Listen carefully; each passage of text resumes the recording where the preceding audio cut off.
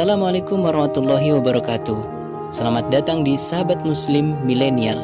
Sebelumnya, jangan lupa untuk support channel ini dengan like, subscribe, dan komen untuk membantu syiar Islam dan menjadi amal jariah untuk kita semua. Seorang mantan santri yang meninggal dalam keadaan su'ul khotimah. Namanya Ahmad Aidit. Dia tinggal di Belitung. Ayahnya seorang ulama yang disegani di kampungnya, pendiri sebuah sekolahan Muhammadiyah di Belitung. Ayahnya asli Minangkabau yang terkenal taat beragama. Sewaktu kecil, Aidit rajin mengaji. Suaranya yang bagus dan lantang menyebabkan ia sering disuruh mengumandangkan azan.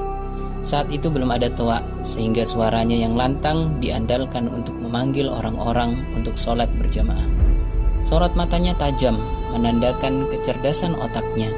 Dia memang sangat cerdas, bisa menyerap ilmu agama dengan baik, juga sering diminta membacakan ayat-ayat suci Al-Quran dalam berbagai acara peringatan keagamaan. Siapa sangka sosok santri itu akan berubah drastis menjadi sosok terpenting PKI di negeri ini. Siapa sangka sosok pembaca ayat suci Al-Quran itu menjadi otak pemberontakan G30 SPKI. Sungguh mahal hidayah Allah. Hanya orang-orang yang dipilihnya saja yang bisa istiqomah hingga akhir hayat. Semua berawal dari pergaulan yang salah. Saat melanjutkan sekolah dagang di Jakarta, Aidit berteman dengan para aktivis komunis. Nilai-nilai religius yang dianutnya semasa kecil sirna begitu saja. Aidit tenggelam dalam buku-buku Marxisme dan Leninisme, dan dia hanyut dalam pemikiran dan pergerakan kaum Palu Arit. Aidit menghilangkan nama depannya. Jika nama aslinya adalah Ahmad Aidit, maka sejak aktif di PKI menjadi Dipa Nusantara Aidit, disingkat menjadi DN Aidit. Kecemerlangan otak Aidit menjadikan dia menjadi pucuk pimpinan PKI. Dia juga mengunjungi negara-negara komunis untuk mereguk ilmu langsung di sana. Dia mengunjungi Republik Rakyat Cina atau RRC dan Soviet, tapi dia lebih mengidolakan RRC. Itulah mengapa dia mengikuti gaya Mao Zedong. Aidit berpikir bahwa revolusi harus dipercepat karena kondisi Soekarno yang sudah sakit-sakitan menyebabkan dia mengambil langkah pemberontakan G30 SPKI. Dia khawatir jika Soekarno tiada, maka tiada lagi sosok yang bisa memberikan ruang bagi komunis. Tak ada lagi pengusung ide Nasakom atau nasionalis agama komunis. Aidit juga berkiblat pada Mao Zedong yang melakukan jalan revolusi demi merebut kekuasaan.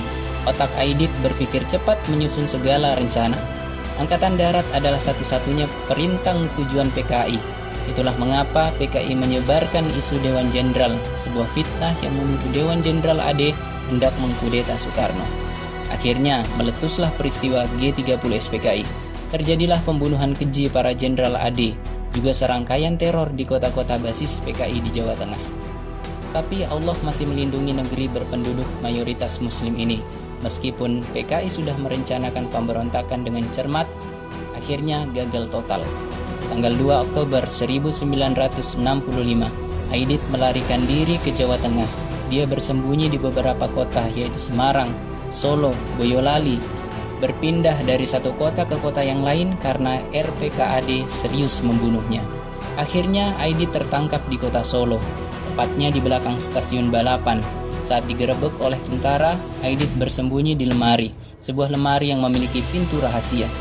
Ketika tertangkap, Aidit minta dipertemukan dulu dengan Soekarno, tapi tidak dikabulkan. Maka pada tanggal 23 November 1965, Aidit digelandang ke Boyolali. Dia dibawa ke Batalion 444 Boyolali. Kemudian segera dieksekusi di sebuah sumur tua di belakang batalion. Sebelum ditembak, Aidit diberikan kesempatan untuk mengucapkan kata-kata terakhir. Tebak, apa yang diucapkannya? Apakah istighfar atau sholat taubat? Sama sekali tidak. Aidit justru pidato berapi-api di bibir sumur. Pidato memuji komunis dan mengajak orang-orang untuk bergabung dalam gerbong PKI. Para regu tembak sangat jengkel melihat pidato tersebut. Akhirnya diberondonglah Aidit dengan tembakan mati. Aidit jatuh ke dalam sumur dalam kondisi berpidato membela komunis. Dia komunis sejati hingga akhir hayatnya. Hilang sudah hafalan Al-Qur'annya semasa kecil, hilang sudah segala ingatan menjadi santri di kampung halamannya. Tak ada sebekas kenangan menjadi santri di penghujung hayatnya. Yang ada hanyalah pujian setinggi langit untuk PKI. Setiap orang akan dimatikan sesuai kebiasaannya semasa hidup, terutama masa-masa menjelang akhir hayatnya. Ketika ajaran komunis telah mendarah daging sedemikian rupa dalam urat nadinya, maka itulah yang terjadi pada dirinya. Guys, istiqomah itu berat banget.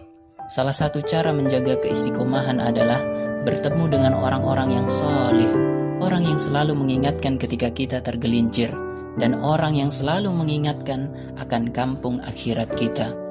Ya muqallibal qulub, tsabbit qalbi ala dinika. Ya muqallibal qulub, tsabbit qalbi ala dinika. Ya muqallibal qulub, tsabbit qalbi ala dinika.